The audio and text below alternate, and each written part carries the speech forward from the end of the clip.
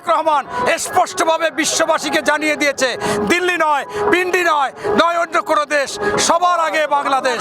সেই তারেক রহমান বাংলাদেশে আসছে। বাংলাদেশের বিএনপি নেতা কর্মী সমর্থক এবং জিয়া পরিবারকে যারা ভালোবাসে তাদের প্রাণে দোলা লাগছে। তারেক রহমান আসছে। বাংলাদেশের টেকনাফ থেকে তেঁতুলিয়া, রূপসা থেকে পাথুরিয়া মানুষের প্রাণে দোলা লাগছে এবং স্পষ্ট আজকে সকলে একেবারে সুন্দরভাবে বজ্রকণ্ঠে বলতেছে যে অপেক্ষার প্রহর শেষ, আলোকিত হবে বাংলাদেশ।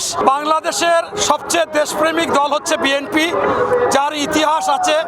আপনার বাংলাদেশের স্বাধীনতার ঘোষণা দিয়ে জিয়াউর রহমান একটা মাইল ফলক স্থাপন করেছিলেন এবং তিনি রণাঙ্গনে থেকে যুদ্ধ করেছেন, সেক্টর কমান্ডার ছিলেন, জেটফোর্স অধিনায়ক ছিলেন এবং সেক্টর কমান্ডার ছিলেন।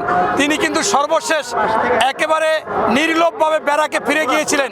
জীবিত মুক্তিযোদ্ধাদের মধ্যে সর্বোচ্চ খেতাব, বীর উত্তম খেতাব তিনি পেয়েছিলেন এবং তারই সহধর্মিণী বেগম খালেদা জিয়া সবসময় বলতেন, বিদেশে কোনো আমাদের প্রভু নাই, আমাদের বন্ধু থাকতে পারে, গোলামি চুক্তি, দাসত্ব চুক্তি, নতজন পররাষ্ট্রনীতি আমরা মানি না।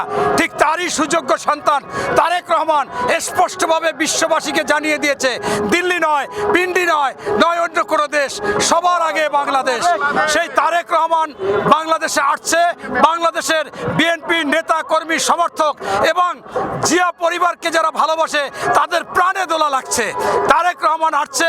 বাংলাদেশের টেকনাফ থেকে তেঁতুলিয়া, রূপসা থেকে পাথুরিয়া মানুষের প্রাণে দোলা লাগছে এবং স্পষ্ট আজকে সকলে একেবারে সুন্দরভাবে বজ্রকণ্ঠে বলতেছে যে অপেক্ষার প্রহর শেষ, আলোকিত হবে বাংলাদেশ। কেন হবে?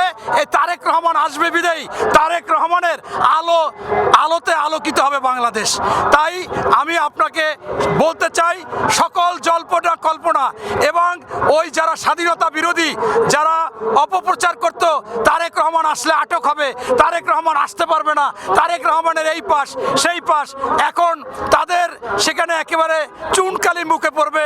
ইনশাল্লাহ তারেক রহমান আগামী দিন ইতিমধ্যে রওনা দিচ্ছেন এবং আগামী দিন এসে পৌঁছবেন এবং এই বাংলাদেশে উনি স্পষ্টভাবে জানিয়ে দিয়েছে যে বাংলাদেশের মানুষ যদি ধানের শীষে ভোট দেন তাহলে আমরা যদি সরকার গঠন করতে পারি, সেই সরকার হবে জনগণের সরকার, জনগণের কথা মতো সেই সরকার চলবে।